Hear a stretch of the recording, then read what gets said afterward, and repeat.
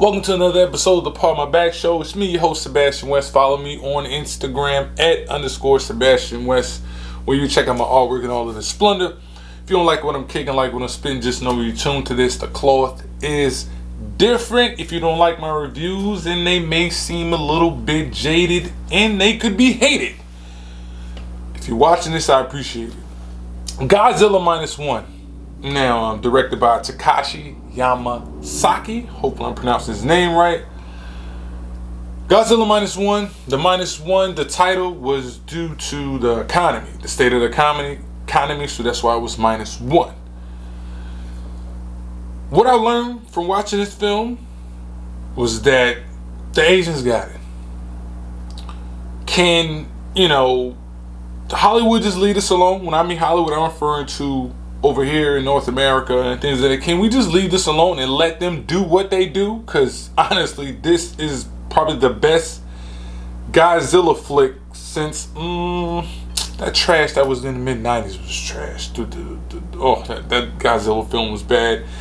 The most recent ones, but I think this one right here, they got it. Crossed all the T's, dotted all the I's.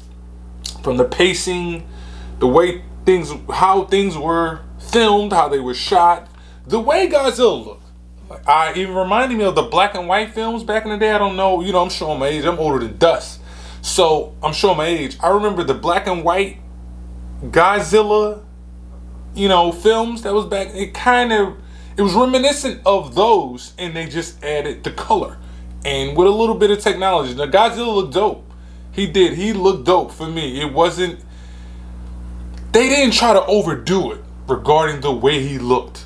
They did add a little bit of love story. Of course, you can't have a film about, a monster in the sea for 2 hours, can you? No, you gotta add a little bit of love. But they didn't take over the film. It was still yet about Godzilla.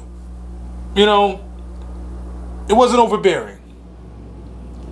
At least to me, it wasn't overbearing. That's just my opinion. It was satisfying enough that I could learn something and sit here and be entertained without a sappy OD love story, which I appreciate. I'm here for Godzilla. I'm not here for your love. Just what it is. So yes, post-war guy. The first scene. He's there on an island. He meets Godzilla. He was supposed to take out Godzilla in an airplane. He doesn't. Everybody dies. So it's like the weight of the world is upon him because he was the one that was supposed to get rid of this entity. You know what I mean? This big monster. So he was supposed to be the one that killed it, but he didn't. So now he feels some sort of remorse. He goes back. He meets this young lady. She's like some sort of a vagabond, so to speak. And she has this kid. He takes the kid and the woman in. The kid doesn't belong to her. So they form some sort of a bond. At first, it was just all about the kid and her and keeping him safe. It was an arrangement. And of course, things transpired. They end up falling in love, right? But in the midst of that, things were happening. Godzilla was taking over. He was just running amok, right? They thought they had this plan, devised this plan through science and whatnot to kill him. Come up with this plan.